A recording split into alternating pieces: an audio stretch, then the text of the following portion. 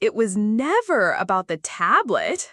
My dad called me for the 5th time this month about his tablet. The Wi-Fi was broken again. I sighed, grabbed my keys, and told my girlfriend I'd be back in an hour.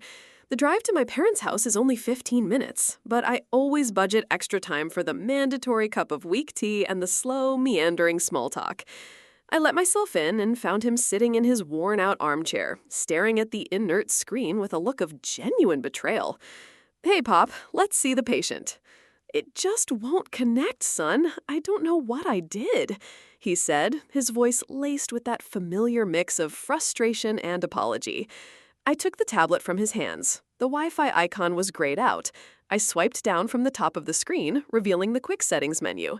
The little Wi-Fi button was, as I suspected, turned off. I tapped it. It lit up blue. A moment later, his browser homepage loaded with a satisfying ding. The whole operation took maybe 6 seconds. "There you go," I said, trying to keep the exasperation out of my voice. "You must have hit it by accident." I handed it back to him and braced for the usual, "Oh, you kids and your technology" speech. But he just held the tablet, not looking at it.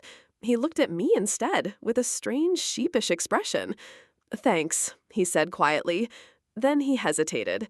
"You know, I'm not a complete idiot." I blanked. "I know that, Dad." "I could probably find a video online that shows me how to fix this," he continued, turning the tablet over in his hands. "But the thing is, if I fix it myself, then I don't have a reason to call you." He looked up, and his eyes were a little watery. "And then, I don't get to see you." I stood there, frozen in the middle of his living room, the echo of my own internal sigh ringing in my ears. The air left my lungs. All the mild annoyance, the feigned patience, it all just curdled into a heavy knot in my stomach. I hadn't come over to fix his Wi-Fi. I'd come over because he was lonely.